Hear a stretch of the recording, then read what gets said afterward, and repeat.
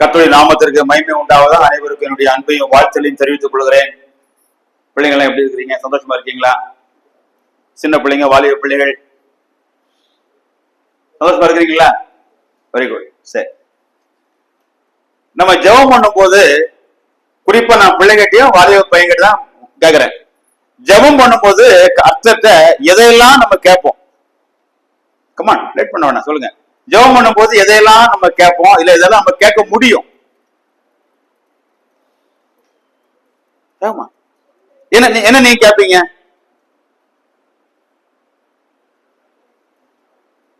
சரி, நீங்க கேட்காட்டிலும் என்ன கேட்கலாம் உங்களுக்கு? சரி, நீங்க கேட்கணும்னு வச்சுக்கோங்க, எதெல்லாம் கேட்க முடியும்? பிள்ளைங்க சொல்லுங்க சீக்கிரமா. Very good. ஞானம் வேணும் ஆண்டவரே. அப்புறம் வேற? அப்பா அம்மாவுக்கு நான் கீழ்ப்படியணும். Very good, super. பாத்தீங்களா, பிள்ளைங்க அப்பா அம்மாவுக்கு நல்ல புத்தி தாங்கன்னு கேட்கல. ஆண்டவரே அவங்க நாங்க கீழ்ப்படியணும். நல்லது, சூப்பர், நல்லது நல்லது, வெரி குட். ஏன்னா பிள்ளைங்க அப்படிதான் கேட்பாங்க. இப்போ ஆண்டவரே எங்க அப்பாவுக்கு நல்ல புத்தியை கொடுங்க. வேற என்ன கேட்பீங்க? வேற என்ன கேட்கலாம்? நம்ம ஜெபத்தை என்னெல்லாம் கேட்கலாம்? ஜெபம் பண்ணுவீங்களா? எல்லாரும் நீங்க ஜெபம் பண்ணுவீங்களா?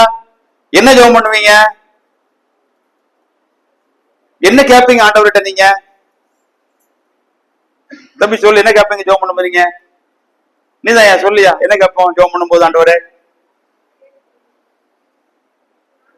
வெரி குட், ஞானத்தாங்க, நல்ல படிப்பு. வெரி குட், நல்ல படிப்பு தாங்க.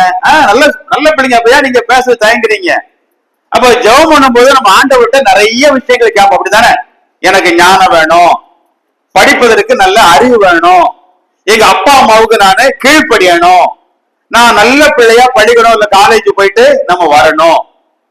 சரி, இப்ப பெரியவங்க நம்ம சொல்லுவோமா? நம்ம என்னெல்லாம் ஆண்டவர்கிட்ட நம்ம கேட்கலாம், இல்ல கேட்போம்? பொதுவா பல்வேறு விஷயம் இருக்குது.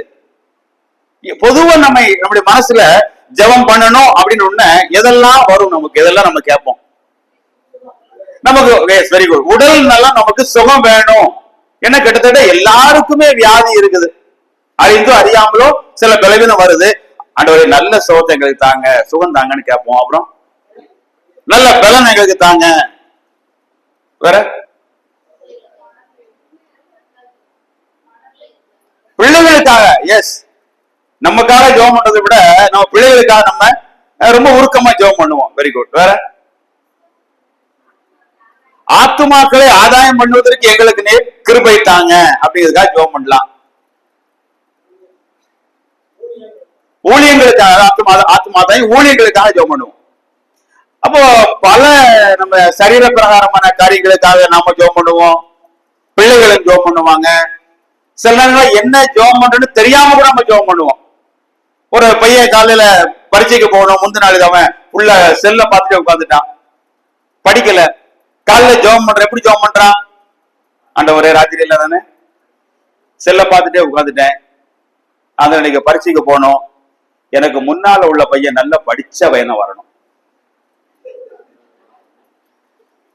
எதுக்கு? ஆமா, அப்படி ஜெபம் பண்ணுவாங்க. இன்னும் சில பேர் வேலைக்கு போறவங்க, பெரிய பெரிய கடைகள்ல வேலை பார்க்கறவங்க, முதலாளியுடைய பிரச்சனை அவங்களுக்கு தெரியாது. இன்னைக்கு கடைக்கு போறேன், இன்னைக்கு ரொம்ப வியாபாரம் நடக்க கூடாது, நான் ரொம்ப கஷ்டப்பட்டு வேலை பார்க்க கூடாது. இப்படி எல்லாம் ஜெபம் பண்ண முடியுமா? நிறைய பேர் அப்படி எல்லாம் தகாதவங்க ஜெபம் பண்ண உண்டு. இப்போ நம்முடைய சிந்தனைனா, இதெல்லாம் நாம ஜெபம் பண்றோம். இந்த செய்தியின் முடிவில் நாம் இதற்காகவும் ஜெபம் பண்ண வேண்டும், ஜெபம் பண்ணணும் அப்படிங்கறது தான் நம்ம சிந்திக்க போறோம். மார்க் எழுதின சுவிசேஷம் நம்ம சொன்ன காரணம் எல்லாம் சரிதான், இதற்காக ஜெபம் பண்ணணும். ஆனா நம்ம சிந்தனையிலும் இதற்காகவும் நம்ம ஜெபிக்கணும், இல்லைன்றால் ஜெபிக்கலாம் அப்படிங்கறத நம்ம பார்க்க போறோம். மார்க் சுவிசேஷம் 9ஆம் அதிகாரம் 14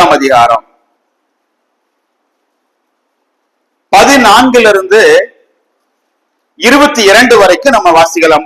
ரெக்கார்டிங் மைக்கில் யாராவது வாசித்தா வாசிக்கலாம். ரெக்கார்டிங் பதிவாகதில்லை. மார்க் சுவிசேஷம் 9ஆம் அதிகாரம் 14 22 வரைக்கும். அவர்களை சுற்றி திரளான ஜனங்கள் இருக்கிறதையும் அவர்களோடு வேதபாரகர்கள் கற்பிக்கிறதையும் கண்டார். ஜனங்கள் எல்லாரும் அவரை கண்டவுடனே மிகவும் ஆச்சரியப்பட்டு ஓடி வந்து அவருக்கு வந்தனம் செய்தார்கள்.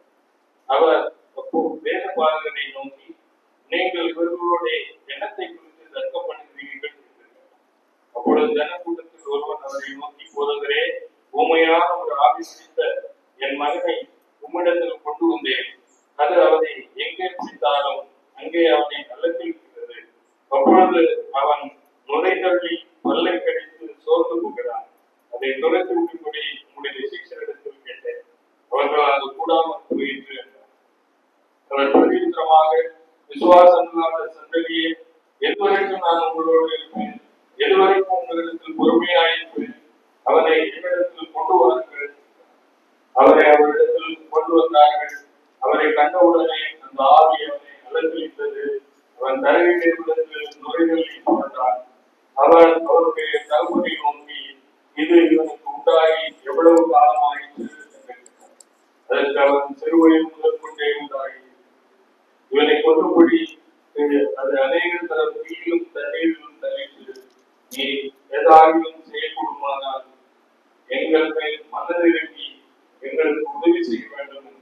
இந்த பகுதியில இயேசு கிறிஸ்து செய்த பெரிய அற்புதத்தை நாம் அறிகிறோம். நமக்கு தெரிந்த ஒரு காரியம்தான். இந்த பின்னணி நமக்கு தெரியும். இயேசு கிறிஸ்து 3 சீடர்களை, பேதுரு, யோவான், யாக்கோபு, இந்த 3 பேரை தம்மோடு கூட மலைக்கு மேலே அழைத்து போனார். அங்கே போய் மறுரூபமாகிறார். தன்னுடைய மகிமையை அவர்களுக்கு கொஞ்சம் காண்பிக்கிறாரு.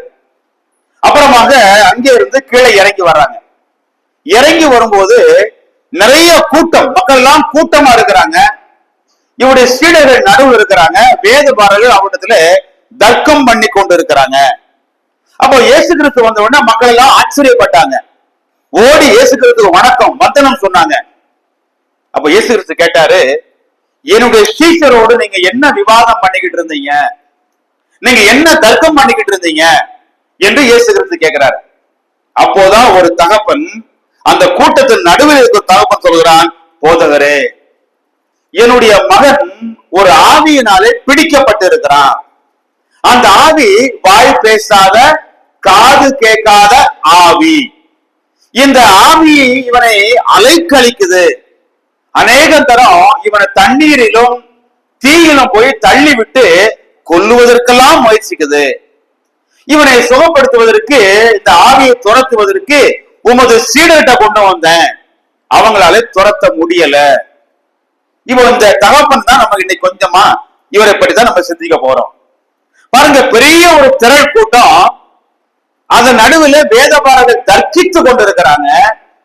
இயேசு கிறிஸ்து என்ன தர்க்கம் பண்ணுறீங்கன்னு கேட்ட உடனே அந்த கூட்டத்து நடுவில் ஒரு தகப்பன் கிறிஸ்துவிடத்திலே தன்னுடைய காரியத்தை நேரடியாய் சொல்லுகிறான். அவனுடைய வாழ்க்கையில மிகப்பெரிய ஒரு வருத்தம், தன்னுடைய மகனை ஒரு ஆவி பிடிச்சிருச்சு. அந்நாட்களில பைபிள் பல இடங்கள்ல படிக்கிறோம், இது ஆவி பிடித்து அநேக பல நிலைமையில அவதிப்பட்டு இருந்தாங்க. இந்த மனிதனுக்கு பிடித்த ஆவி என்ன ஆவி? பிள்ளைங்க சொல்லுங்க. வாய் பேச முடியாம, காது கேட்க முடியாம இருந்த ஒரு ஆவி. நம்ம லேகியோன் தெரியும் இல்லையா? அந்த லேகியோனுக்கு ஆவி பிடிச்ச அவன் என்ன செஞ்சான்? வாய் பேசாம இருந்தானா? காது கேட்காம இருந்தானா? அவன் என்ன செஞ்சான்? திறந்த வாயை மூடல. அப்படித்தானே? கல்லறில் இருந்து கொண்டு கூக்குரலிட்டு கொண்டே இருந்தான். சில ஆவி மனிதனை கூக்குரலிட வைக்குது. அவனால கத்திக்கிட்டே இருக்கான், கூப்பாடு போட்டுக்கிட்டே இருக்கான். ஆவி அப்படியும் செலவர பண்ணிருது. இன்னும் லூக்கா 13ஆம் அதிகாரத்துல பார்த்தா 18 வருஷமா ஒரு பெண்ணுக்கு பலவீனப்படுத்தும் ஆவி இருந்து அவன் எப்படி இருந்தாலும் கொஞ்சம் கூட நிமிரக்கூடாமல் ஒரு கூனியாவே இருந்தாங்க.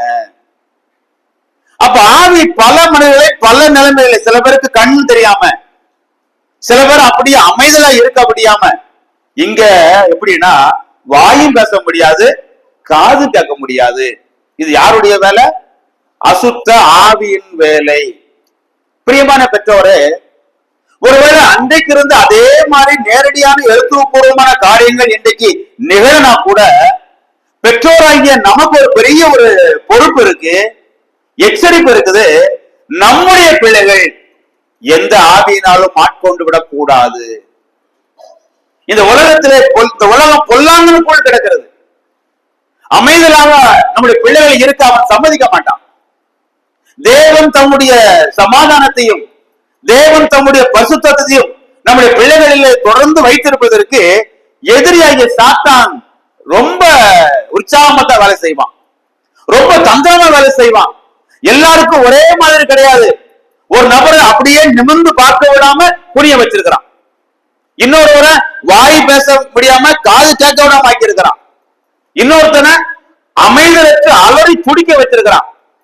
இன்னைக்கும் பல்வேறு காரியங்களை தேவன் நம்முடைய பிள்ளைகளுக்கு ஆசீர்வாதத்தை கொடுக்க விரும்பும் போது உலகத்திலே போராட்டம், அடிமைப்படுத்துகிற பல்வேறு விஷயங்கள் இன்னைக்கு இருக்கத்தான் செய்யுது.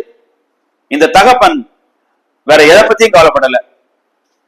முதலாவது வரும்போது இவன் இயேசுக்கு ஒரு புகார் கம்ப்ளைண்ட் சொல்ற மாதிரி இருக்குது.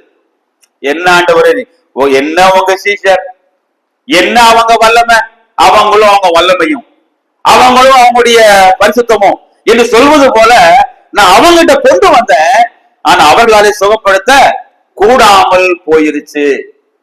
அப்ப இந்த மனிதனுக்கு முதலாவது அவனுடைய பிள்ளையில அவனுக்கு பயங்கர வருத்தம், இரண்டாவது தோல்வி. ஒருவேளை நம்முடைய பிள்ளைகளுடைய நிலைமையில சில முயற்சியை நம்ம எடுத்திருக்கலாம். ஆண்டவரே, என் மகன் என் கூடவே இருக்கிறான். பாருங்க, நிறைய கிறிஸ்தவ பெற்றோருக்கு இன்னைக்கு இந்த விஷயம் மிகப்பெரிய சவாலா இருக்குது. பிரதர், என்னுடைய மகன் என்னுடைய மகா நல்லா பைபிள் படிக்கிறாங்க, வசனத்தை மனப்பாடம் பண்றாங்க, விபிஎஸ்ல ரொம்ப நல்லா செயல்படுறாங்க, சபையில பல உதவி செய்யறாங்க. ஆனா என் பிள்ளைகள் ஆவிக்கு நிலைமையில எங்களுக்கு திருப்தியா இல்லையே. நிறைய பேர் இருக்கிறாங்க. அதுல ஒரு பயங்கர வருத்தம், நாங்க எவ்வளவுதான் முயற்சித்தானோ அவங்க இன்னும் திருந்தலைய. உண்மையாகவே விசுவாச கரிசனை கொண்ட பெற்றோர்களுக்கு இது மிகப்பெரிய சவால் தான். சில பேருக்கு இது தோல்வியா கூட ஆட்டி படைச்சுக்கிட்டே இருக்கும். ஒரு பக்கம் சாத்தான் மனசு சொல்லிட்டே இருப்பான், உன் பிள்ளை எல்லாம் திருந்த மாட்டான், உன் மகன் உன் மகள் நல்லா ஆக மாட்டாங்க. சாத்தான் அப்படியே மட்டுப்படுத்திட்டு இருப்பான். ஒருவேளை இங்க யாராவது பெற்றோர்கள், என்னுடைய மகன் என்னுடைய மகள், ஐயோ ஆண்டவரே, எத்தனையோ நல்ல பிள்ளைகள் ஆண்டவருக்கா ஊழியம் செய்யும் போது நல்ல பரிசுத்தமா வாழும் போது நாம் பெற்ற பிள்ளைகள் இப்படி இருக்காங்களே அப்படின்னு கவலைப்பட்டு இருக்கோமா? இல்ல யாராவது, ஆண்டவரே நான் எவ்வளவோ முயற்சி பண்ணிட்டேன், நான் எல்லா கேம்புக்கும் அனுப்புவேன், வாலிப முகாமுக்கு அனுப்புவேன், விபிஎஸ்க்கு அனுப்புவேன், எல்லா கூட்டத்துக்கு அனுப்புவேன், ஆனாலும் என் பிள்ளை ஒரு தோல்வி. நம்முடைய முயற்சி எடுத்து தோல்வி அடைஞ்சிட்டோமா? இந்த மனிதன் தான் இன்னைக்கு நமக்கு ஒரு பாடங்கள் கொடுக்க போறாரு. பாருங்க, வாழ்க்கையில இவன் பிள்ளையினாலே இவனுக்கு மிகப்பெரிய வேதனை. பிள்ளைகள் நல்லா இல்லைன்னா பெற்றோருக்கு நீங்கா துயரம் இருக்கும். நம்ம யோவான்ல படிக்கிற இந்த மாதிரி மனப்பாடம் தானே, என் பிள்ளைகள் சத்தியத்திலே நடந்து கொள்கிறார்கள் என்று கேள்விப்படுகிற சந்தோஷத்திலும் அதிகமான சந்தோஷம் இல்லைங்கிறாரு. எங்க பிள்ளை நல்லா படித்து ஃபர்ஸ்ட் ரேங்க் செகண்ட் ரேங்க், நல்ல வேலை எல்லாம் இருக்கட்டும், ஆனா அதை விட எனக்கு சந்தோஷம் என்னன்னா என் பிள்ளைகள் சத்தியத்திலே நடந்து கொள்கிறார்கள். அப்ப நல்ல விசுவாச பெற்றோருக்கு அவங்க பிள்ளைகள் சத்தியத்துல நடக்கல அப்படின்னா நீங்கா துயரமா இருக்கும். வெளியெல்லாம் சிரிப்பாங்க, ஆனா மனசுக்குள்ள பாருங்க, நடுராத்திரில தூக்கம் கலைஞ்சாலும் அந்த எண்ணம் தான் இருக்கும். பல நேரம் வாட்டி வளர்த்துக்கிட்டு இருக்கும். முயற்சி எடுத்து தோல்வி எடுத்தால் அதுவும் அதிகமான மனச்சோர்வை கொடுக்கும். இந்த மனிதன் அப்படி சோர்த்து போய் தான் வரான். உடனே இயேசு கிறிஸ்துவிடத்துல கொண்டு வருகிறார். நான் உங்களுக்கு சீச்சட்டை கொண்டு வந்தேன், அவங்களால சுகப்படுத்த முடியல. இயேசு கிறிஸ்து உடனே அந்த சந்ததியை நீங்கள் மாறுபாடு உள்ள சந்ததி, எதுவரைக்கும் நான் அவங்கள்ட்ட பொறுமையா இருக்க முடியும்? இது அவருடைய அவிசுவாசி ஆண்டவர் சொல்றார், வேற ஒண்ணும் இல்ல. இது உபாகம் 32ஆம் இதுல படிக்க முடியும். இயேசு கிறிஸ்து பல நேரங்களில அவரே வேதனைப்படுவார். பாருங்க, இது மார்க் 8ஆம் அதிகாரம், இதுக்கு முந்தின 8ஆம் அதிகாரத்துல பரிசேயர் அவர்கிட்ட தர்க்கம் பண்றாங்க. 11ஆவது வசனம்.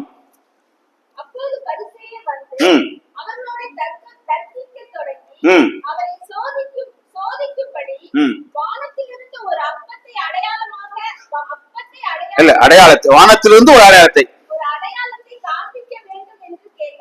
இங்க வேதவர தர்க்கம் பண்ணாங்க. அங்க பரிசேயர் தர்க்கம் பண்ணி எங்களுக்கு வானத்திலிருந்து ஒரு அடையாளத்தை நீங்க காட்டணும்னு கேக்குறாங்க. அதற்கு பாருங்க, அவர் தம்முடைய ஆவியில் அப்பா எப்ப நம்ம பெருமிச்சு விடுவோம்? ஒண்ணு சோர்வா இருக்கும்போது ஒரு பெருமிச்சு இருக்கும், திரும்ப திரும்ப சொல்றோம் புரியல, அப்ப எப்படி இருக்கும்? அப்பா என் உயிரே போதியா, என் மூச்சே போகுது, எத்தனை தடவை தான் உன்கிட்ட நான் சொல்றது? ஒரு பெருமூச்சு. இயேசு கிறிஸ்து பெருமூச்சு விடுறாரு. என்ன கேக்குறாங்க? அடையாளம் கேக்குறாங்க. என்ன அடையாளம்? எங்க வேணுமா? வானத்திலிருந்து அடையாளம் வேணுமா? வானத்திலிருந்து தான் இயேசு கிறிஸ்து வந்திருக்கிறார. பெருமூச்சு விட்டு இந்த சந்ததியார் அடையாளம் தேடுகிறது என்ன? அப்போ இந்த சந்ததியார் மத்தியிலே ஒரு அவிசுவாசம் இருந்தது. அந்த சந்ததிக்குள்ள ஒரு தகப்பன். ஒருவேளை நம்மளை சுற்றி நிறைய பெற்றோர்கள் தோல்வி அடைந்தவர்களாக இருக்கக்கூடும். அவர்களை பார்த்து நம்ம பரவாயில்ல, அவங்க பிள்ளைங்க இப்படித்தான் இருக்கு அப்படின்னு போயிட வேண்டாம். அவங்க எல்லாம் ஊழியம் பண்றாங்க, எவ்வளவோ காரியங்கள் செய்யறாங்க, அவங்க பிள்ளைங்க இப்படித்தான் இருக்கு, அதனால என் பிள்ளை இருந்துட்டு போகட்டும் நினைக்க வேண்டாம். சமுதாயத்திலே எத்தனை பேர் அவிசுவாசமா இருந்தாலும் அதன் மீது நோக்கம் வைக்காம தகப்பன மாதிரி சுற்றி உள்ளவங்க எல்லாம் தர்க்கம் பண்ணிட்டு இருக்காங்க. இவனுக்கு ஒரு தோல்வி ஆனாலும் இயேசு கிறிஸ்துவை பார்த்த உடனே அதன் நடுவில் இருந்து அவன் சொல்லுறான், என்னுடைய பிள்ளைக்கு இந்த பிரச்சனை இருக்குது பாருங்க. உடனே பொறுமையா இருப்பேன்னு சொல்லுறாரு. அவனை கொண்டு வாருங்கன்னு சொன்னார். கொண்டு வரும்போது மறுபடியும் அலை கழிக்கிறது. பாருங்க, பிள்ளைகளுக்கு இன்னைக்கு போராட்டம் மிகப்பெரிய போராட்டம். அதான் முதல்ல ஆரம்பித்தோம். எதற்காக நம்ம ஜெபிக்கிறோம்? நம்முடைய பிள்ளைகளை படிப்புக்காக நம்ம ஜெபம் பண்ணுவோம். ரொம்ப நல்லது, ஜெபம் செய்யணும். நம்முடைய பிள்ளைகளுக்கு நல்ல வேலை, கண்டிப்பா ஜெபம் பண்ணணும். நல்ல திருமண சம்பந்தம் வரணும், கண்டிப்பா ஜெபம் பண்ணணும். ஒரு திருமணம் முடித்திருந்தாங்கன்னா சிறப்பான குடும்ப வாழ்க்கை அவங்க வாழணும், அதெல்லாம் நம்ம ஜெபம் பண்ணணும். ஆனா விசுவாச பெற்றோருக்கு மிகப்பெரிய ஒரு கடமை என்னன்னா, நம்முடைய பிள்ளைகள் பொல்லாத காரியங்களிலே அகப்பட்டு அவர்கள் அலையக்கூடாது. அமைதி இல்லாம நம்ம பிள்ளைங்க அங்கங்க அலசடிப்படக்கூடாது. ஒரு பெற்றோர் அதற்காக நம்ம ஜெபம் பண்ணணும். ஆண்டவர் நமக்கு நினைப்பூட்டுகிறார். எதற்கெல்லாம் ஜெபம் பண்றோமே, ஆவிக்குரிய நன்மைக்கு ஜெபம் பண்ணுகிறோமா? ஜெபம் பண்ணணும். அப்ப இயேசு கிறிஸ்துவுடைய வரவழைத்த போது மறுபடியும் பார்த்தா 20ஆம் வசனத்துல மறுபடியும் பிரச்சனை அதிகரிக்கிறது. அவரை கண்ட உடனே அந்த ஆவி அவனை அலை கழித்தது. அவன் தரையில விழுந்தான், நுரை தள்ளி புரண்டான். ஒருவேளை கர்த்தரண்டை பிள்ளைகளை கொண்டுட்டு வரும்போது எல்லாமே ஓவர் நைட், இல்லைன்னா ஏதோ ஒரு அற்புதம் நடந்த மாதிரி ஒரே நாள்ல சரியாகாமல் இருக்கலாம். சரியாகவும் செய்யும், ஆகாதுன்னு சொல்ல முடியாது. ஒருவேளை கர்த்தரண்டை நெருங்கும் போது நம்முடைய பிரச்சனை, பிள்ளைகளுக்கு பிரச்சனை இன்னும் அதிகமாகலாம். அப்படி யாராவது அனுபவப்பட்டிருக்கோம்னா இன்னைக்கு கர்த்தர் நம்மகிட்ட தான் பேசுறாரு. இயேசுவண்டை கொண்டு வருவதற்கு என் பிள்ளைய கூட்டிட்டு வர்றேன், இயேசுவண்டை வரும்போது பிள்ளை சுகம் அடையணும். ஆனா என்ன பாக்குறோம்? மறுபடியும் அலை கழிக்குது, கீழே விழுகிறான், நுரைதழுகிறான், புரழுகிறான். ஒருவேளை எடுத்த உடனேயே மாற்றம் வராமல் இருக்கக்கூடும். ஆண்டவரே உம்மண்டி தான் கொண்டு வந்தேன், ஆனா இப்போ சீஷருக்கும் சுகமாக முடியல, உங்ககிட்ட கொண்டு வரும்போது கூட பாருங்க இந்த ஆவி இன்னும் அதிகமாக பாருங்க. அவன் பயங்கரமான தந்திரம் உள்ளவன், அவன் பயங்கர தந்திரசாலி. எப்படியாவது நம்ம சோர்வுற பண்ணுவான், எப்படியாவது கிறிஸ்துவை விட்டு பிரிப்பதற்கு எல்லாத்தையும் பார்ப்பான். இவன் இவனை மறுபடியும் மலை கழிக்கிறான். இந்த விஷயங்க ஒரு காலத்தில் மட்டுமல்ல, நிரந்தரமாக இந்த ஆவியினுடைய தாக்கம் இருக்குது. நமக்கு தெரிஞ்ச 2 கொரிந்தியர் 4ஆம் அதிகாரம், சில பேரை கண்டறியாமாக்குனா, காது கேட்காமாக்குனா, அலறிக்கிட்டு இருக்க வச்சான், சில பேரை நிமிர்ந்து நடக்க முடியாம ஆக்கினான். நிரந்தரமாக இவனுடைய பெரிய தாக்கம் நமக்கு தெரியும். 2 கொரிந்தியர் 4ஆம் அதிகாரத்தில் 4வது வசனம், கிறிஸ்துவின் மகிமையான சுவிசேஷத்தின் ஒளி அவிசுவாசிகளாகிய அவர்களுக்கு பிரகாசமாய் இராதபடிக்கு இப்பிரபஞ்சத்தின் தேவனானவர் அவர்களுடைய மனதை உருவாக்கினான். இந்த செயலை இந்த அளவும் அவன் செய்து கொண்டுதான் இருக்கிறான். கிறிஸ்துவின் மகிமையான தேவனுடைய சாயலா இருக்கிற அந்த சுவிசேஷம் விசுவாசிக்கிறவர்களுக்கு ரட்சிப்பை கொடுக்கிறோம். ஆக என்ன பண்ணுகிறான், அவருடைய மனக்கண்ணையே பார்வை இல்லாமல் மாற்றி விடுகிறான். எப்படி அன்றைக்கு ஆவியினாலே பல்வேறு துன்பங்களை கொடுத்தானோ அதுபோல இன்றைக்கும் அநேகருடைய மனக்கண்களில் பார்வை இல்லை, அந்த ஒளி பிரகாசிக்க முடியாது. கிறிஸ்துவண்டை வந்தால் தான் முடியும். மறுபடியும் மழை கிடைக்கிறது. இந்த தாக்கம் இன்னைக்கும் இருக்குது. மறுபடியும் மார்க் 9:21 இயேசு கிறிஸ்துவனுடைய தகப்பனை பார்க்கிறாரு. இது இவனுக்கு உண்டாகி எவ்வளவு காலம் ஆயிடுச்சு. அது என்ன பதில் சொன்னா, அப்படியானா இவனுக்கு எத்தனை வயசு இருக்கலாம் பொதுவா, இல்ல எந்த ஸ்டேஜ்ல இருப்பான்? இந்த வசனத்தை வச்சு சிந்திச்சா எஸ் கண்டிப்பா வேணா இருக்கலாம். சின்ன பிள்ளை இல்ல, குழந்தை பருவம் போயிடுச்சு. குழந்தை பருவம் வந்தால் தூக்கி கொண்டு வந்திருப்பாங்க. எப்போன்னு கேட்கிறாரு, சின்ன பிள்ளையில இருந்து. அப்படின்னா சின்ன பிள்ளை கடந்து இவன் ஒரு நல்ல ஒரு வயதுக்கு வந்திருக்கிறான். அப்ப எவ்வளவு காலம் இந்த தகப்பனுடைய மனசுல இந்த வேதனை இருந்திருக்கும் யோசிச்சு பாருங்க. தன்னுடைய மகன் எவ்வளவு காலம் இந்த வேதனைப்படுவதெல்லாம் தகப்பன் பார்த்து பார்த்து எவ்வளவு மனதில் அவருக்கு வேதனை வந்திருக்கும். அவன் கண்ணீரோட சொல்றான், சின்ன வயசுல இருந்தே இவனுக்கு இந்த பிரச்சனை இருக்கு ஆண்டவரே. ஒருவேளை நம்ம குடும்பத்துல சில பிரச்சனை இன்றைக்கு நேற்று வந்ததாக இருக்காது. சிறு வயதிலிருந்தே சில பிரச்சனை நம்மையோ நம்முடைய பிள்ளைகளையோ ஆட்கொண்டு இருக்கக்கூடும். அதெல்லாம் இந்த தகப்பன் நம்ம சிந்திக்க வைக்கிறாரு. என் பிள்ளைக்கு சின்ன வயசுல இருந்தே பிரச்சனை, சின்ன வயசுல இருந்தே பிரச்சனை, ஆண்டுகளாக பிரச்சனை. அடுத்து சொல்லலாம் பாருங்க, அவனை கொல்லும்படிக்கு அது அநேக தரம். பிரச்சனை சாதாரண பிரச்சனை இல்ல, கொல்லுறது. கொஞ்சம் யோசிச்சு பாருங்க, நம்ம பிள்ளைகளை கொல்லக்கூடிய அளவுக்கு ஒண்ணு நடந்துதான் சொல்லுவாங்க. பிரதர் கொஞ்சம் தான் இல்லைன்னா ஒரு செகண்ட், பிரதர் எத்தனையோ விஷயம் பேசிக்கிறோம், ஒரு செகண்ட் இல்லைன்னா என் பையன் இறந்திருப்பான், என் பொண்ணு இறந்திருப்பான். ஒரு செகண்ட், ஒரு செகண்ட். அப்படி இவனுக்கு ஒரு தரம் ரெண்டு தரம் இல்ல, எத்தனையோ தரம். அப்ப அந்த அப்பா எப்ப பயந்துட்டே இருப்பா, ஐயோ என் பையனை எப்ப கொண்டு தண்ணியில அமுக்க போகுதோ, எப்ப கொண்டு தீயில தள்ள போகுதோ. எவ்வளவு ஒரு வேதனை நிறைந்த வேதனையை அனுபவித்த ஒரு தகப்பன். நான் மறுபடியும் ஞாபகப்படுத்துறேன், ஒருவேளை உடல் அளவிலே நம்முடைய பிள்ளைகளுக்கு இந்த பிரச்சனை இல்லைன்னா கூட ஆவிக்குரிய வேலை நம்முடைய பிள்ளைகளை இப்படி அன்றாடம் தொந்தரவு செய்கிற நிலையில் இருப்போமானால் இந்த தகப்பன் நமக்கு நல்ல ஒரு முன்மாதிரி. பேர்லாம் எழுதல வேதத்துல, நல்ல முன்மாதிரி. தேவனுக்கு முன்பாக எதையுமே மறைக்கல, தன்னுடைய பிள்ளையுடைய காரியத்தை எதையும் தேவனுக்கு முன்பாக மறைக்கல. இன்னைக்கு நமக்கு இருக்கக்கூடிய பொதுவான நிலைமை என்னன்னு சொன்னா, நம்முடைய பிள்ளைகள் தவறை நாம பெருசாக பார்க்க மாட்டோம். ஒருவேளை பாசம் அந்த தவறை மறைச்சிரும், இல்லைன்னா யாருக்கும் விட்டு கொடுத்துருக்க கூடாது அப்படிங்கிறதுக்காக பிள்ளைகள் தப்ப நம்ம நேரடி ஒத்துக்கிட மாட்டோம். அப்படியே நீ தப்பிக்கிறதுக்கு வழி இல்லைன்னா கூட நம்ம கிராமங்கள்லயும் சிட்டியில சொல்ல விஷயம்னா, என் மகன் நல்லா வந்தான், ஆனா அவன் கூட சேர்ந்தவங்க நல்லவங்க இல்லை. என் பிள்ளை நல்ல பிள்ளைதான், ஆனா அவன் கூட சேர்ந்தவா எப்படியாவது நம்ம பிள்ளைய நம்ம காப்பாற்றும் நினைப்போம். அது மனிதனுடைய ஒரு இயல்பு. பாருங்க, நம்ம யார்கிட்ட மறைக்கிறோமோ மறைக்கலையோ அதை கொஞ்சம் ஒதுக்கி வச்சுட்டு கர்த்தருக்கு முன்பாக மறைக்கூடாது.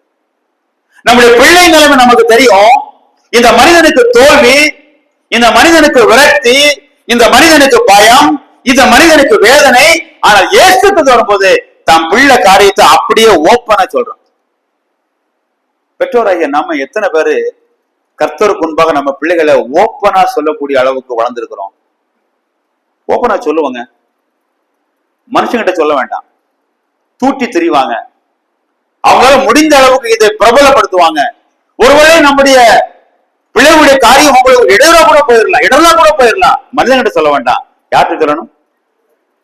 நம்ம இன்னைக்கு ஆரம்பிப்போம், ஆண்டவரே என்னுடைய பிள்ளைகளுக்காக நான் நம்முடைய சமூகத்தில் வர்றேன், என் பையனுக்கு என் பிள்ளைக்கு இந்த பிரச்சனை இருக்குது, நாங்க பயந்துகிட்டே இருக்கிறோம்.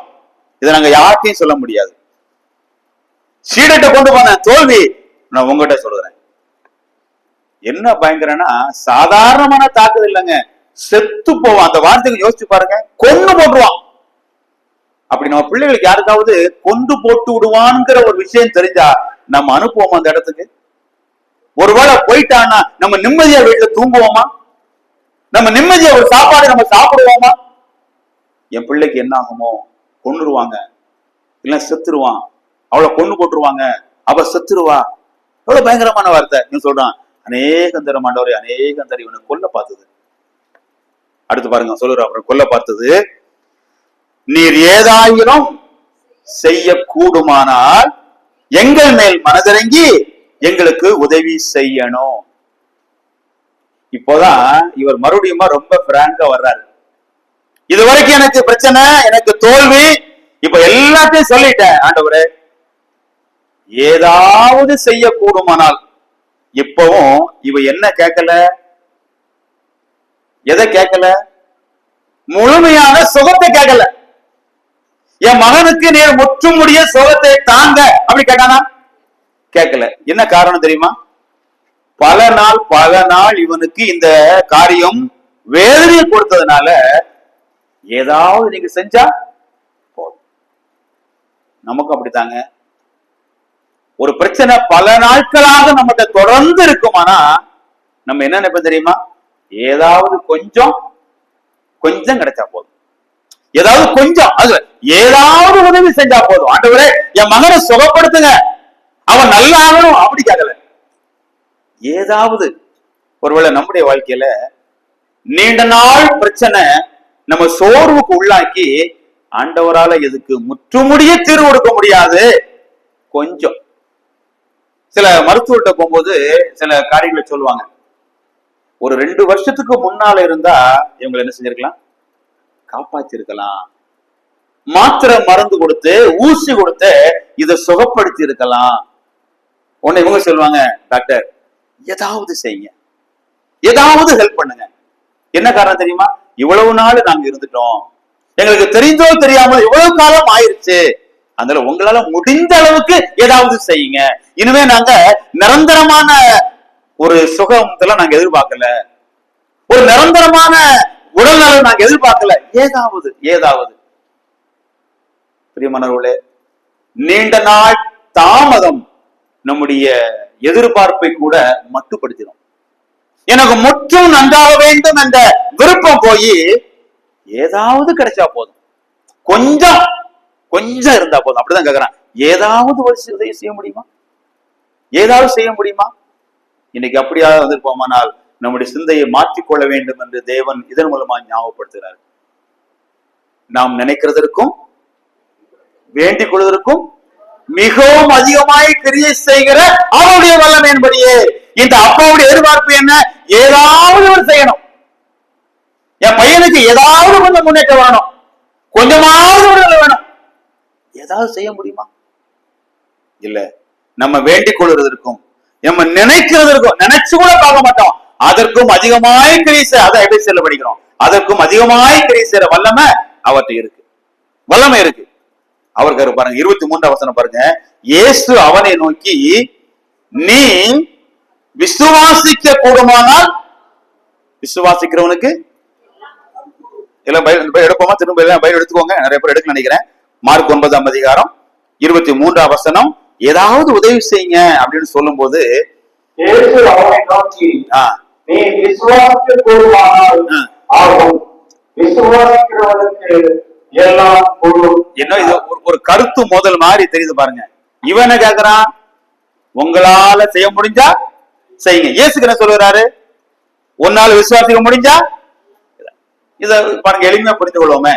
இப்ப மறுபடியும் அந்த டாக்டர் அந்த வியாதிக்கு நம்ம ஒரு உருவகமா போவோம். ஒரு இடத்துக்கு போறோம், ரொம்ப டாக்டர் பாக்குறாங்க, பெரிய பிரச்சனை. டாக்டர் ஏதாவது செய்ய முடியுமா? செய்யலாம், ஆனா ரொம்ப செலவாகும், ரொம்ப செலவாகும். இவ்வளவு பணம் செலவழிச்சா இது சரியா? இப்ப நமக்கு தேவை என்ன? தேவை சுகம். சுகத்துக்கு என்ன தேவை? பணம். இது முடியும், ஆனா பணம் இருந்தால் முடியும். ரொம்ப செலவினம். அதே மாதிரி இயேசு சொல்றாரு, முடியும் ஆண்டவரே, உங்களால ஏதாவது செய்ய முடியுமா? எல்லாம் முடியும், ஆனா உனக்கு என்ன வேணும்? விசுவாசிக்கிறவனுக்கு எல்லாம் கூடும்.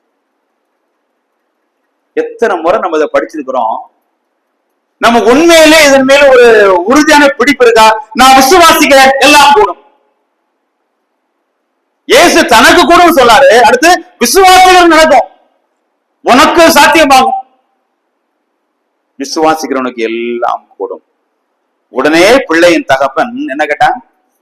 விசுவாசிக்கிறேன், என் அவிசுவாசம் நீங்கும்படி உதவி செய்யும் என்று கண்ணீரோட சத்தத்தில் சொன்னான். பாருங்க, டாக்டர் சொல்றாங்க சுகம் ஆக்கிடலாம்ங்க, இவருக்கு எல்லாம் கொண்டு வந்துடலாம், ஆனா ரொம்ப செலவாகும். இப்ப இவர் நம்ம சொல்றோம், சரி செலவு செய்யறேன், ஆனாலும் எனக்கு பணம் வேணும். உங்கள்ட்ட பணம் இருக்கா? பணம் இருக்கு, ஆனாலும் காணாது. இத புரியுதுக்கா சொல்றேன். இன்னும் எளிமை சொல்றேன், சரி உங்க பிள்ளைக்கு சோகம் எடுத்துருங்க, அவங்க அப்பாவுக்கு சோகம் கிடைக்கும், மாமாவுக்கு சோகம் பண்ணி கொடுத்துடலாம், கியூர் ஆயிரும். ஒரு 10 லட்சம் ரூபாய் செலவாயிரும். 10 லட்சம் இருந்தா இவரை காப்பாத்திடலாம் அப்படின்னு டாக்டர் சொல்றாரு. நம்ம சொல்றோம் பணம் இருக்கா? பணம் இருந்தா நடந்துரும். நம்ம சொல்றோம் பணம் இருக்கு, ஆனா காணாது. என்கிட்ட 5 லட்சம் தான் இருக்கு, இன்னொரு 5 லட்சம் இருந்தால் காப்பாத்து. அதே மாதிரி சொல்றாரு, நான் விசுவாசிக்கிறேன், ஆனாலும் என்கிட்ட என்ன இருக்குது? அவிசுவாசம் இருக்கு. இதுதான் நம்ம நிலைமையும். விசுவாசிக்கிறோம், ஆனாலும் சமயத்துல கேட்டிருப்பீங்க, ஒரு அம்மா பைபிளை புதுசா படிக்கும் போது, கடுகளவு விசுவாசம் இருந்தால் மலையை பார்த்து பெயர்ந்துரும் அப்படின்னு படிச்ச உடனே அவங்க ரொம்ப வசனத்தை நம்புறவங்க, இன்ட்ரெஸ்டா படிக்கிறவங்க. அப்ப அவங்க வீட்டை பக்கத்துல ஒரு பெரிய மலையை பார்த்தாங்க. இந்த வசனத்தை பார்த்த உடனே அன்னைக்கு ராத்திரியில ஜெபம் பண்ணாங்க, ஆண்டவரே, விசுவாசத்தோட இந்த மலையை பார்த்து அப்புறம் போன சொன்னா போய் கடல்ல விழுந்துருமே, அதனால நான் விசுவாசத்தோட ஜெபம் பண்றேன். ராத்திரி ஜெபம் பண்ணாங்க, ஜன்னல் அடைச்சு வச்சுட்டாங்க. மறுநாள் காலையில இவங்க விசுவாசத்தோட ஜன்னலை திறந்து பார்க்காங்க. எதுக்கா திறந்து பார்த்தாங்க? மலை இருக்குதா இல்லையா? என்ன ஆச்சரியம் தெரியுமா? அந்த மலை அங்கேயே இருந்துச்சு. அந்த மலை அங்கேயே இருந்துச்சு. உடனே சொன்னாங்க, எனக்கு நேத்தே தெரியும், எனக்கு நேத்தே தெரியும் நம்ம ஜெபம் பண்ண அந்த மலை போகாது. நிறைய பேர் நம்ம விஷயம் அதுதானே, ஜெபம் பண்ணுவோம், ஆனாலும் நடக்காது பிரதர், நடக்காது. அந்த விசுவாசம் இல்லை. இவன் உண்மையை சொல்ற, ஆண்டவரே நான் விசுவாசிக்கிறேன், ஆனாலும் என் அவிசுவாசம் இருக்கு, என் அவிசுவாசம் நீங்கும்படி எனக்கு உதவி செய்ய. நமக்கு விசுவாசத்தை தருவதும் யாருதான்? கர்த்தர் தான். ரோமர் 10ஆம் அதிகாரத்துல, ரோமர் 10ஆம் அதிகாரம்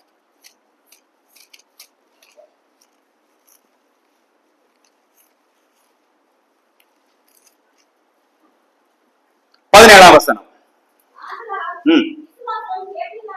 விசுவாசம் கேள்வியினாலே வரும், கேள்வி தேவனுடைய வசனத்தினால். நமக்கு விசுவாசம் என்பது தானாய் வராது, தேவனுடைய வசனத்தை கேட்பதுனால விசுவாசம். அப்ப விசுவாசத்தை தருவதும் யாருதான்? தேவன் தான் தாராரு, தேவன் தான் தாராரு. பிலிப்பியர் நிருபத்துல, பிலிப்பியர் 1ஆம் அதிகாரம், பிலிப்பியர் 1ஆம் அதிகாரம் 29ஆம் வசனம். பிலிப்பியர் 1 தான்.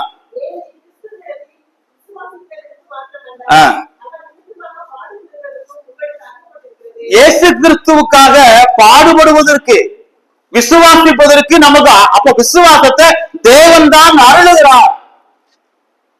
நம்ம நினைக்க மாட்டோம். நமக்கு விசுவாசத்தை தருவதும் யாருதான்? கர்த்தர் தான். நம்ம பெருமைப்படுறதுக்கு ஒண்ணுமே இல்லை. நமக்கு தெரியுமே, விசுவாசத்தை கொண்டு கிருபையினாலே ரட்சிக்கப்பட்டது உங்களால். அப்படி விசுவாசமும் அவரால் உண்டானது, கிருபையும் அவரால் உண்டானது, ரட்சிப்பும். எபிரேயர் 12ஆம் அதிகாரத்து விசுவாசத்தை துவக்கிறவரும். அப்போ இந்த தகப்பன் புரிஞ்சுக்கிட்ட, ஆண்டவரே என்னுடைய அவிசுவாசத்தை நீங்குவதற்கு நீங்க உதவி செய்யுங்க அப்படின்னா, என்கிட்ட 5 லட்சம் தான் இருக்கு, இன்னொரு 5 லட்சத்தை நீங்க தாங்க அப்படின்னு கேட்கிற மாதிரி. என் பையனுக்கு நீங்க சொல்லிட்டீங்க விசுவாசித்தால் எல்லாம் நடக்கும். நான் விசுவாசிக்கிற ஆண்டவரே, ஆனாலும் தேவையான அளவு எனக்கு விசுவாசம் இல்லை, என்கிட்ட ஒரு அவிசுவாசம் இருந்துகிட்டே இருக்கு. அதுக்கு நீங்க தான் உதவி செய்யணும், நீங்க தான் உதவி செய்யணும்.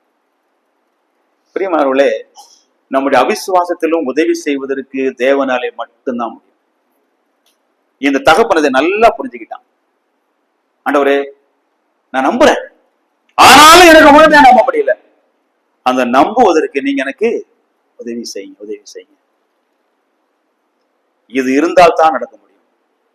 எப்படி அந்த எல்லா மனிதனுடைய அகக்கண்களை பார்வைக்கு போன மனிதனிடத்துல பிரகாசிக்க முடியாத சுவிசேஷம், அந்த கண்கள் திறக்கப்படும் பொழுது அந்த பிரகாசத்தை ஏற்றுக்கொள்கிறானே, அந்த விசுவாசத்தை கொடுப்பது யாரு?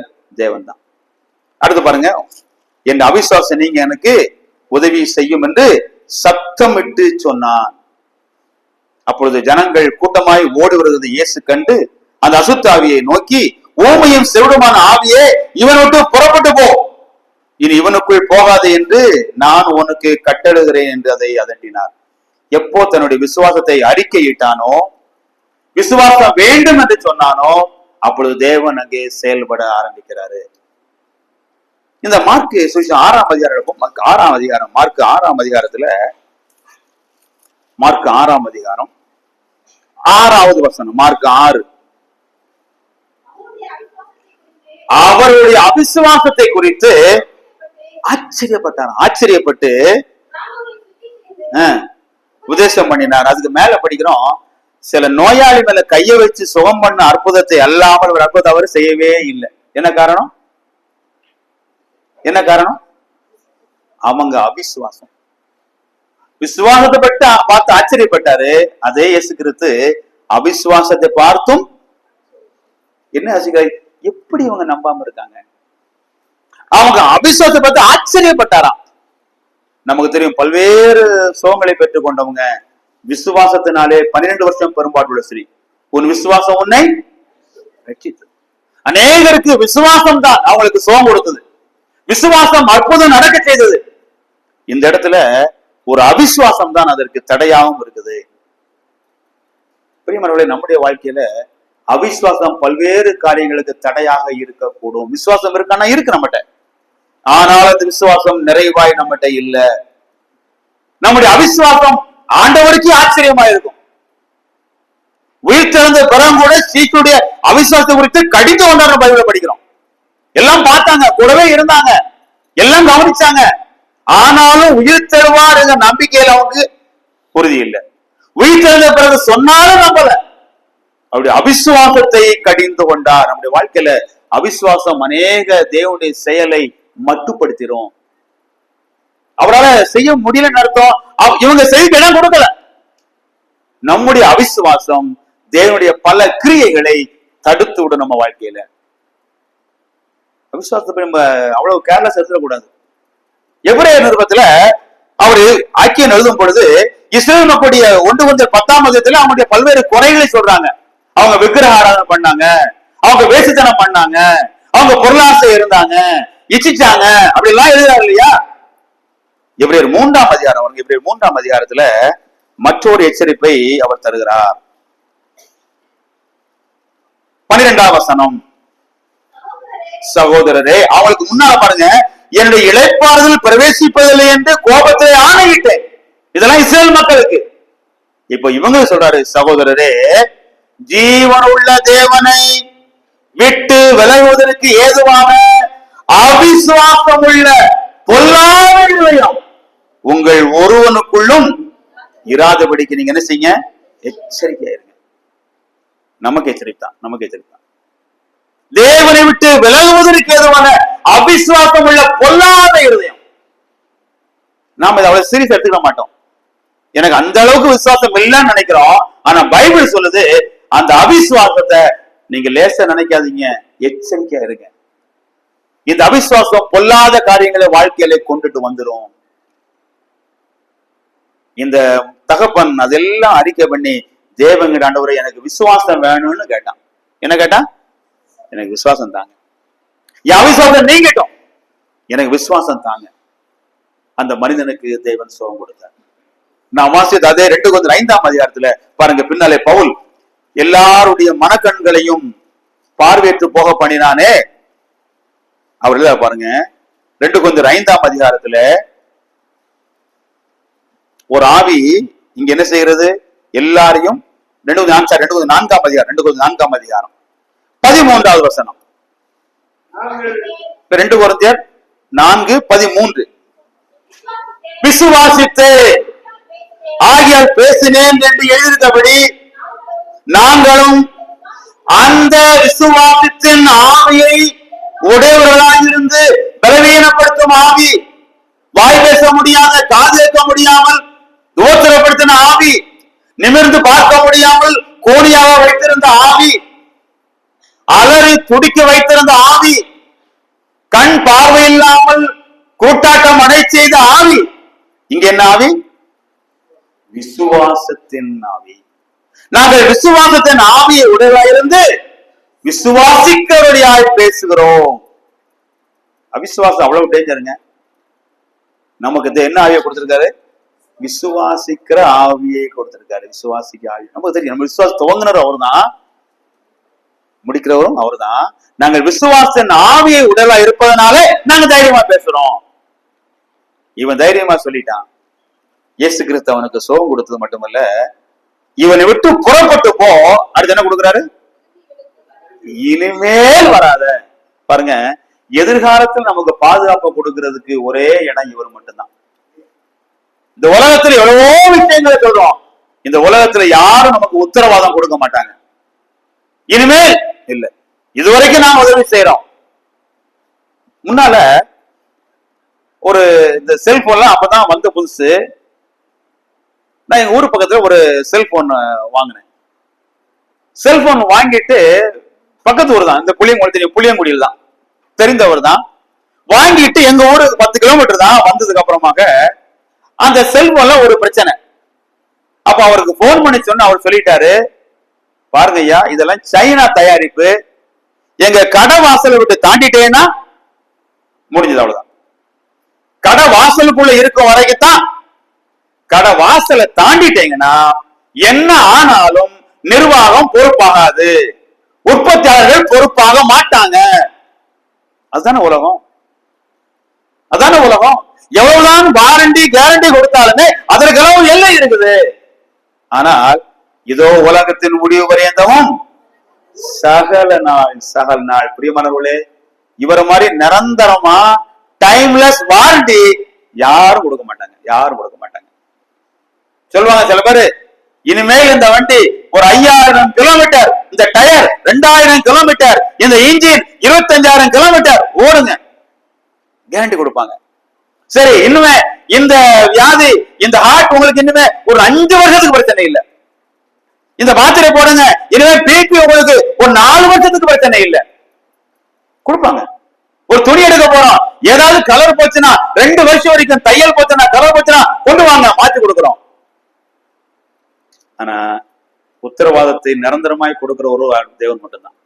நீ இவனை விட்டு புறப்பட்டு போ, அடுத்து பாருங்க, இது என்ன ஆவி? காது. ஆனா இயேசு கிறிஸ்து காது கேட்டுச்சா கேட்கலையா? கேட்டுதானே புறப்பட்டு போச்சு. எதை காண்பிக்கிறது? அவராலே கூடாத காரியம் எல்லாராலும் முடியும். நமக்கு என்ன கொடுத்திருக்காரு? விசுவாசம். விசுவாசிக்கிறவனுக்கு எல்லாம் கூட. இவன் நம்ம சொல்லுவோம். இப்போ நம்ம வாழ்க்கையில இந்த தகப்ப நம்ம ஒரு முன்மாதிரியா வச்சுக்கிடுவோம். நம்மை பிள்ளைகளை பல்வேறு வகையில் துன்பப்படுத்துகிற விஷயம் இருக்குமானால் நம்ம கண்ணீரோடு எதையும் மறைக்காமல் இயேசு கிறிஸ்துவிட்ட கொண்டு வரணும். உண்மையை நம்ம அறிக்கை செய்யணும். நம்ம அவர்கிட்ட சொல்ல வேண்டிய, ஆண்டவரே, விசுவாசிக்கிறவனுக்கு எல்லாம் கூடும்னு சொன்னேரே, என்கிட்ட அவிசுவாசம் இருக்குது, எனக்கு நீங்க என்ன தாங்க? விசுவாசம் தாருங்கள். அதான் நான் சொன்னேன். கடைசியில நம்ம எதை கேட்கணும்? விசுவாசத்தை. கொஞ்சம் யோசிச்சு பார்ப்போம். நான் என்னையே உள்படுத்தி கேட்கிறேன், எத்தனை முறை நம்ம ஆண்டவர்கிட்ட விசுவாசத்தை கேட்டிருக்கோம்? அதுதான் மறுபடியும் அதே உதாரணம் சொல்றேன். சுகம் அடைந்து 10 லட்சம் ரூபாய் ஆகும். அடுத்து எனக்கு என்ன வேணும்? பணம் வேணும். அப்ப கர்த்தர் நம்முடைய வாழ்க்கையில நம்முடைய பிள்ளைகளை சார்ந்து எல்லா பிரச்சனையும் தீர்த்து விடுவா. அவருக்கு என்ன வேணும்? விசுவாசம் வேணும். விசுவாசம் வேணும். அதான் விசுவாசத்தின் ஆவியை பெற்றோம். விசுவாசத்தை நமக்குள்ள ஒரு அருளுகிறார். விசுவாசம் நமக்குள்ள தோக்குகிறார்.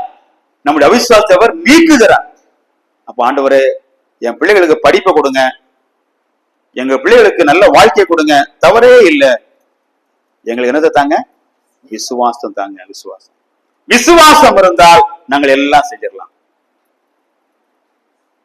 சில ஊருக்கு போன சொல்லுவாங்க, இந்த ஊர்ல என்ன கிடைக்கும்? நாங்க முன்னாடி குற்றாலம் போயிருக்கும்போது கேட்பாங்க, குற்றாலம் எது கிடைக்குமா? அப்ப நாங்க சொல்லுவோம், பணம் இருந்தா எல்லாம் கிடைக்கும். ஆட்டுக்கறி கிடைக்கும், மீன் கிடைக்கும், வாடகைக்கு பொருள் எல்லாம் கிடைக்கும். அப்ப சிம்பிளா சொல்லுவோம், பணம் இருந்தால் குற்றாலத்துல எல்லாம் வாங்கலாம். இதே மாதிரிதான் பணம் இருந்தா ராஜபாளையத்தை எல்லாம் வாங்கிடலாம், மதுரையில் எல்லாம் வாங்கிடலாம். என்ன வேணும்? பணம் மட்டும் வேணும். ஆனா நம்மகிட்ட என்ன மட்டும் இல்ல. அதான் எல்லாம் இருக்கு, ஆனா பணம் மட்டும் இல்ல. அது அப்படி விசுவாசத்தை கொண்டு வாங்க. விசுவாசம் இருந்தால் எல்லாம் நடக்கும்.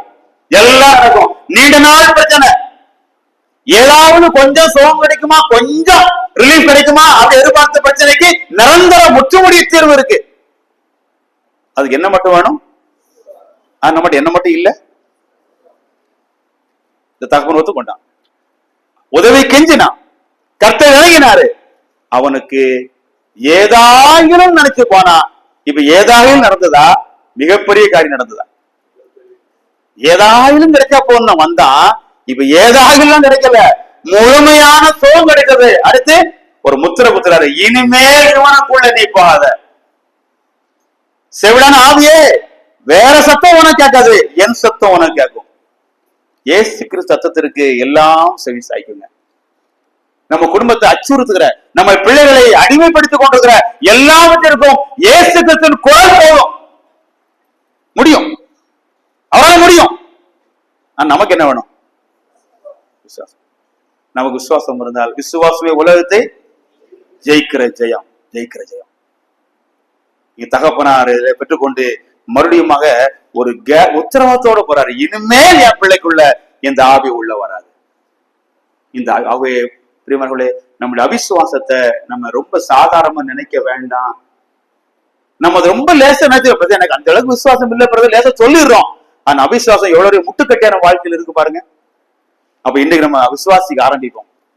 நம்ம சொந்த வாழ்க்கையில, நம்ம பிள்ளைகள் வாழ்க்கையில என்னென்ன விஷயங்கள்ல தேவனுடைய செயலை அனுபவிக்காம இருக்கிறோமோ அங்கெல்லாம் யோசிப்போம், ஆண்டவரே எங்களுக்கு விசுவாசத்தை தாங்க, விசுவாசத்தாங்க. பணம் இருந்தால் எல்லாம் வாங்க முடியும், பணம் இருந்தால் அனுபவிக்க முடியும், விசுவாசம் இருந்தால் எங்க எல்லா பிரச்சனையும் தீரும். விசுவாசிக்கிறவனுக்கு எல்லாம் கூடும், எல்லாம் கூடும். சொல்லுவோம், விசுவாசிக்கிற எனக்கு எல்லாம் கூடும். சொல்ல முடியுமா? நான் விசுவாசிக்க எனக்கு எல்லாம். அதான் பவுல் பிலிப்பை நம்ம அடிக்கடி மனப்பாடமா சொல்லுவோம், என்னை பலப்படுத்துகிற கிறிஸ்துவனாலே என்கிட்ட பலம் இல்ல, என்கிட்ட பணம் இல்ல, என்னிடத்துல ஆழம் இல்ல. பிலிப்பு நிலையை பார்த்தா தாழ்ந்திருக்கவும் எனக்கு தெரியும், அப்படின்னா தாழ்மை. பசியா இருக்கவும் எனக்கு தெரியும், சாப்பாட்டு கூட கேரண்டி இல்ல. ஆனால் எல்லாம் எனக்கு செய்ய முடியும். காரணம் என்ன? என்னை பலப்படுத்துகிற கிறிஸ்து. நான் விசுவாசித்திருக்கிறவர் இன்னார் என்று அறிவேன். அருமையான பெற்றோர்களே, நம்ம சோர்ந்து போகண்டாம். நாம் விசுவாசிக்கிறவர் இன்னார் என்று நமக்கு தெரியும். அவர் நம்மை பலப்படுத்தும் பொழுது, நம்மை பலவீனப்படுத்துகிற, நம்முடைய பிள்ளைகளை பலவீனப்படுத்துகிற எதையும் நம்மால் மேற்கொள்ள முடியும்.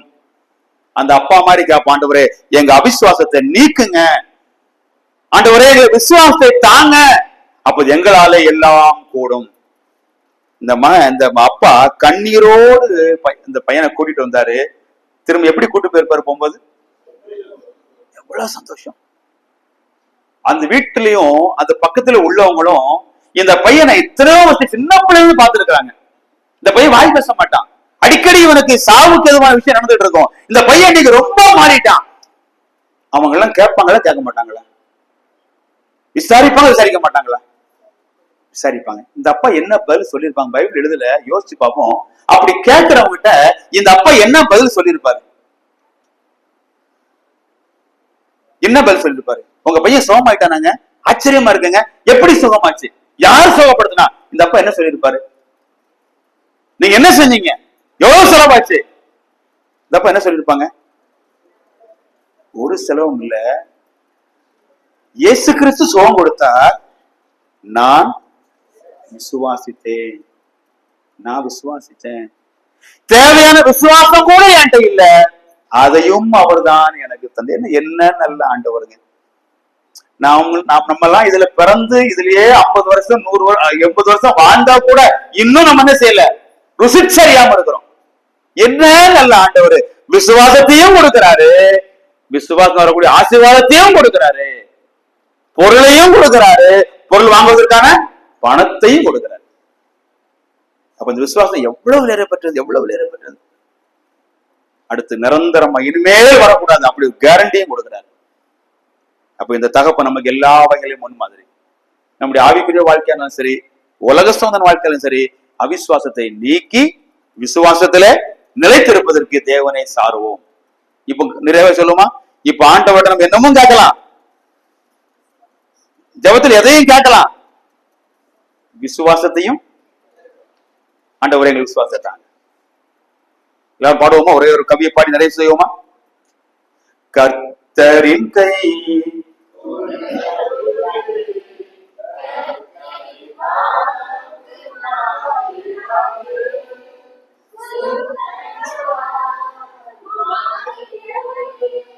சுதனருள் புரிந்தனரே, விசுவாசியே நீ பதறாதே, விசுவாசியே நீ கலங்காதே, விசுவாசியே நீ பதறாதே, விசுவாசியே நீ கலங்காதே, விசுவாசத்தால் நீதிமான் என்றும் என்றும் பிழைப்பான்.